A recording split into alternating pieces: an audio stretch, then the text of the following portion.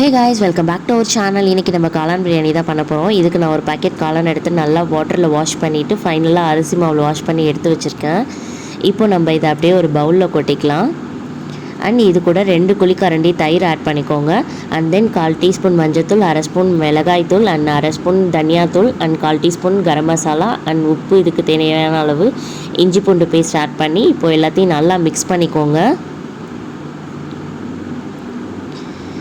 இப்போ எல்லாம் நல்லா மிக்ஸ் ஆகிடுச்சு. இதை அப்படியே ஒரு மூடி போட்டு ஊற வச்சுருங்க. இப்போ நம்ம மசாலா அரைக்க போகிறோம்.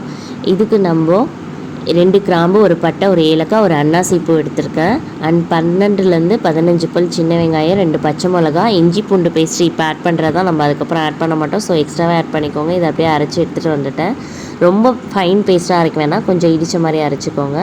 அண்ட் தென் ஒரு குக்கரை வச்சுக்கோங்க. 4 டேபிள் ஸ்பூன் எண்ணெய் ஆட் பண்ணியிருக்கேன். நெய்யெல்லாம் யூஸ் பண்ணல. அண்ட் ஒரு பிரிஞ்சி எல்லாம், கொஞ்சமாக சோம்பு அண்ட் இது கூட 5 முந்திரி ஆட் பண்ணியிருக்கேன், ஆப்ஷனல் தான். அண்ட் இதில் வந்து நான் ஒரு பெரிய வெங்காயம், ஒரு தக்காளி, 2 பச்சை மிளகா, புதினா, கொத்தமல்லி நறுக்கி வச்சுருக்கேன். ஸோ இப்போ ஒரு வெங்காயம், 2 பச்சை மிளகாவை ஆட் பண்ணிக்கலாம். ஸோ நல்லா வதக்கிக்கோங்க. வெங்காயம் வதங்கணுன்றதுக்காக நான் கொஞ்சமாக உப்பு சேர்த்துக்கிறேன்.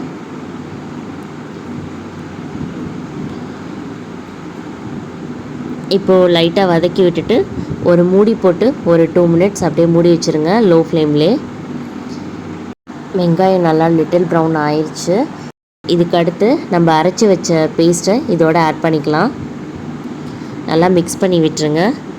அண்ட் தென் இது கூட நான் ஒரு கை புதினா ஆட் பண்ணுறேன். இந்த ஸ்டேஜில் ஆட் பண்ணிடுங்க, அப்போ தான் வாசம் இறங்கும். ஸோ நல்லா மிக்ஸ் பண்ணி விட்டுருங்க. அதுக்கப்புறம் நம்ம ஊற வச்ச காளானை இதோட ஆட் பண்ணிடலாம். இப்போது நல்லா ஒரு 2 மினிட்ஸ் ஹை ஃப்ளேமில் வச்சு மிக்ஸ் பண்ணுங்கள். அண்ட் தென் இது கூட ஒரு கை கொத்தமல்லி ஆட் பண்ணிவிட்டு நல்லா மிக்ஸ் பண்ணி விடுங்க. நம்ம தண்ணியெலாம் ஊற்றணுன்னு அவசியம் இல்லை. இந்த தயிர்லேயே இந்த காளான் வந்து நமக்கு பாயில் ஆயிரும். இப்போ பாருங்கள், தண்ணி நமக்கு இதிலே இருக்க மாதிரி தான் இருக்குது. அதனால் நீங்கள் எந்த வாட்டரும் ஆட் பண்ண தேவை கிடையாது. ஸோ இதை அப்படியே ஒரு மூடி போட்டு ஒரு 10 மினிட்ஸ் கழித்து பார்த்தீங்கன்னா நல்லா கொதி வந்திருக்கும். இந்த ஸ்டேஜில் ஒரு தக்காளி பழத்தை இந்த மாதிரி நறுக்கி போட்டுக்கோங்க. நல்லா மிக்ஸ் பண்ணி விட்டுருங்க. இப்போது நம்ம இதுக்கு தேவையான ஸ்பைசஸ் ஆட் பண்ணிக்கலாம். 1/4 டீஸ்பூன் மஞ்சள்தூள், 1/2 டீஸ்பூன் மிளகாய்த்தூள், நீங்கள் காரத்துக்கு ஏற்ற மாதிரி ஆட் பண்ணிக்கோங்க. அண்ட் கரம் மசாலா 1/4 டீஸ்பூன் எல்லாத்தையும் சேர்த்து நல்லா மிக்ஸ் பண்ணி விட்டுக்கோங்க. ஏன்னா நம்ம ஆல்ரெடி பச்சை மிளகா போட்டிருக்கோம். ஸோ நீங்கள் உங்கள் காரத்துக்கு ஏற்ற மாதிரி பார்த்து ஆட் பண்ணிக்கோங்க. ஸோ இப்போ நமக்கு தக்காளி வதங்கணும். இந்த வாட்டர்லேயே தக்காளி வந்து மேஷ் ஆயிரும். ஸோ ஒரு another 5 மினிட்ஸ் இந்த மாதிரி மூடி போட்டு எடுத்திங்கன்னா நமக்கு நல்லா எல்லாம் வெந்து வந்துடும். பார்க்கவே கிரேவி டெக்ஸ்சரில் இருக்குது பாருங்கள். இப்போ நம்ம அரிசி ஆட் பண்ணிடலாம். நான் ஒரு படி போட்டேன். ஸோ அந்த அரிசியை மட்டும் ஆட் பண்ணிக்கிறேன். ஸோ இப்போ இது எல்லாத்தையும் நல்லா மிக்ஸ் பண்ணி விட்டுருங்க.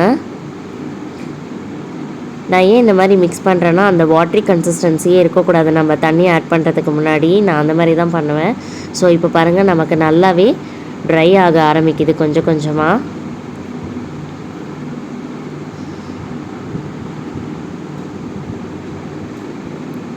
இப்போ நமக்கு ஃபுல்லாக ட்ரை ஆகிடுச்சு. ஸோ ஒரு படிக்கு நான் வந்து 1.5 டம்ளர் தண்ணி ஊற்றுறேன். விச் மீன்ஸ் ஒரு படிக்கு நான் 1.5 படி தண்ணி ஊற்றுறேன். ஸோ நல்லா மிக்ஸ் பண்ணி விட்டுருங்க. இப்போ நம்ம அரிசிக்கு தேவையான சால்ட் ஆட் பண்ணிக்கலாம். ஆல்ரெடி நம்ம வந்து காளானுக்கும் போட்டாச்சு, வெங்காயத்துக்கும் போட்டாச்சு. ஸோ இப்போ வந்து அரிசிக்கு ஏற்ற சால்ட்டு மட்டும் போட்டுக்கோங்க. அதுக்கப்புறம் நீங்கள் டேஸ்ட் பண்ணி பாருங்கள், உங்களுக்கு எப்படி இருக்கோ அதுக்கேற்ற மாதிரி நீங்கள் ஆட் பண்ணிக்கோங்க. இப்போ எல்லாத்தையும் நல்லா மிக்ஸ் பண்ணிக்கோங்க. இப்போ கொதி வர ஆரம்பிச்சிச்சு. இப்போ திரும்ப இன்னும் கொஞ்சம் புதினா ஆட் பண்ணிக்கிறேன். இப்போ ஹை ஃப்ளேமில் வச்சிங்கன்னா இந்த மாதிரி நல்லா கொதி வர ஆரம்பிக்கும். இன்னும் கொஞ்சம் தண்ணி நமக்கு இழுக்கணும்.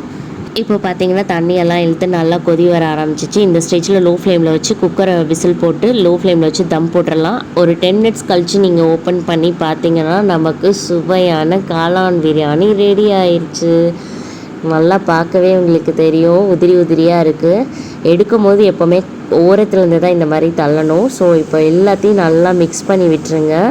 ஸ்மெல்லே செம்மையாக இருக்குது. அண்ட் இது கூட நீங்கள் விருப்பப்பட்ட நெய் கூட ஆட் பண்ணிக்கலாம், உங்கள் ஆப்ஷனல் தான்.